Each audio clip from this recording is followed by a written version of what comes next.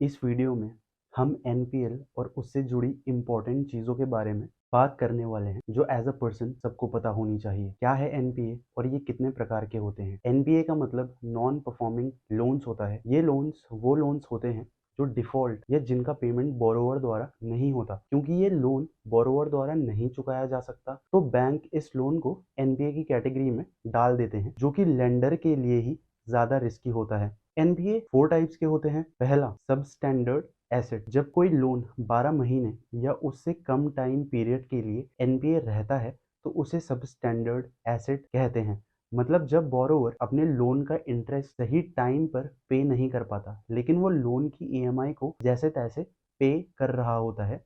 Means EMI पे करना but time से ना पे करना, तो इसीलिए ये कैटेगरी एनपीए कंसिडर नहीं की जाती, क्योंकि बोरोवर पेमेंट तो कर ही रहा है बट नियमित रूप से नहीं कर रहा। इसीलिए लोन को पे करने की प्रोसेस थोड़ी स्लो हो जाती है मगर चलती रहती है। इसीलिए इस सिचुएशन में कोई ध्यान नहीं देता कि हाँ, पेमेंट तो लेट ही सही मगर आ तो रही है। बट हाँ, अगर सिचुएशन थोड़ी सी भी डाइसी हुई या पेमेंट पहले की बजाय और लेट आना शुरू हुआ तो इनको फिर एनपीए की कैटेगरी में डाल दिया जाता है। Second, doubtful asset. इस सिचुएशन में बोरोवर सही तरीके से लोन की ईएमआई पे नहीं करता। इस सिचुएशन में बोरोवर लोन की किस्त चुकाने के लिए 12 महीने से भी ज्यादा लंबा टाइम लेने लगता है। इस कैटेगरी को हाई रिस्क वाला माना जाता है और ये रिकवरेबल भी नहीं होते। इसीलिए इन एसेट्स को डाउट की कैटेगरी में रखा जाता है, क्योंकि इनका भुगतान टाइम पर नहीं चुकाया जाता। आप खुद ही सोचो ना, अगर आपने अच्छी खासी अमाउंट का लोन लिया है और आप 1 साल से गायब हो तो बैंक आपके घर पूछने तो आएगा नहीं कि भाई साहब आप लोन की पेमेंट कब करोगे। Hope you got my point, right?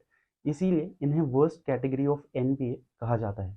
Third है loss assets. The way they seems from their name, in loans की पेमेंट आने की उम्मीद ना के बराबर होती है। जब ऐसी सिचुएशन आ जाती है कि बोरोवर ने अपने हाथ खड़े कर लिए, मैं तो लोन पे ऑफ नहीं कर पाऊंगा, और फिर बैंक को ना चाहते हुए इन लोन्स को लॉस एसेट कैटेगरी में डालना पड़ता है, क्योंकि इसमें उम्मीद ही नहीं होती कि पेमेंट आएगी भी, तो इनमें ऑटोमेटिकली रिस्क तो हाई ही होता है। इन एसेट्स को लेंडर के लेस वैल्यूएड माना जाता है, क्योंकि वो अमाउंट से प्रॉफिट जनरेट नहीं कर पाता। फोर्थ है स्पेशल मेंशन अकाउंट। इस सिचुएशन में जो बोरोवर होता है वो हार्श फाइनेंशियल सिचुएशंस में होता है। यहाँ पे न सिर्फ बोरोवर को बल्कि लेंडर को भी डिफिकल्टी का सामना करना पड़ता है, क्योंकि उसे लोन रिपेमेंट नहीं मिलता। इन एसेट्स को लोन एसेट्स और डाउटफुल एसेट से भी हाई रिस्क वाला कंसिडर किया जाता है।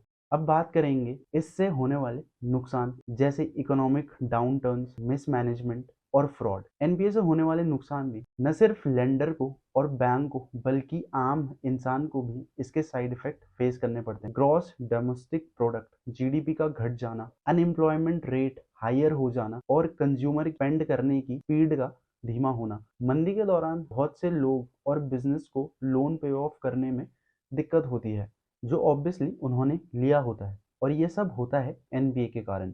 इसमें फ्रॉड कैसे होते हैं? इसमें फ्रॉड कई तरीकों से हो सकता है और लोन ओरिजिनेशन प्रोसेस उनमें से एक है, जहां बोरोवर अपनी गलत इंफॉर्मेशन देके भारी अमाउंट में लोन उठा सकता है, जिसके कारण एनपीए होता है। मिसमैनेजमेंट होने के कारण कैश फ्लो में गिरावट आ सकती है, जिसके कारण बोरोवर को लोन पे ऑफ करने में डिफिकल्टी हो सकती है, which can again lead to the NPA situation. Third है इसका बैंकों और ओवरऑल इकोनॉमी पर नेगेटिव इफेक्ट। ज्यादा एनपीए होंगे तो क्रेडिट अवेलेबिलिटी डिक्रीज होने के चांसेस बढ़ेंगे, जिसके कारण बैंक जनता को पैसे लेंड यानी उधार देने से पहले कई बार सोचेंगे कि वाकई में इनको लोन देना भी चाहिए या नहीं।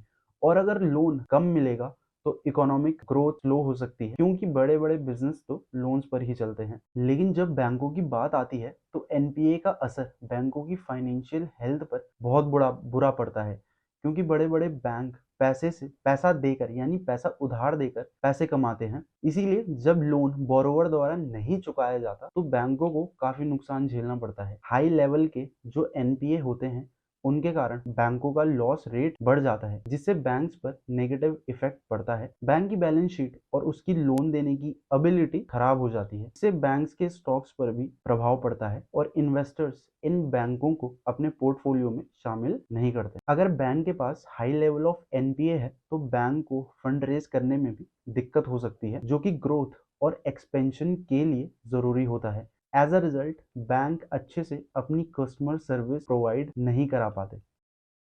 दोस्तों, अगर वीडियो अच्छा लगा हो तो वीडियो को लाइक, शेयर और चैनल को सब्सक्राइब करना ना भूलें।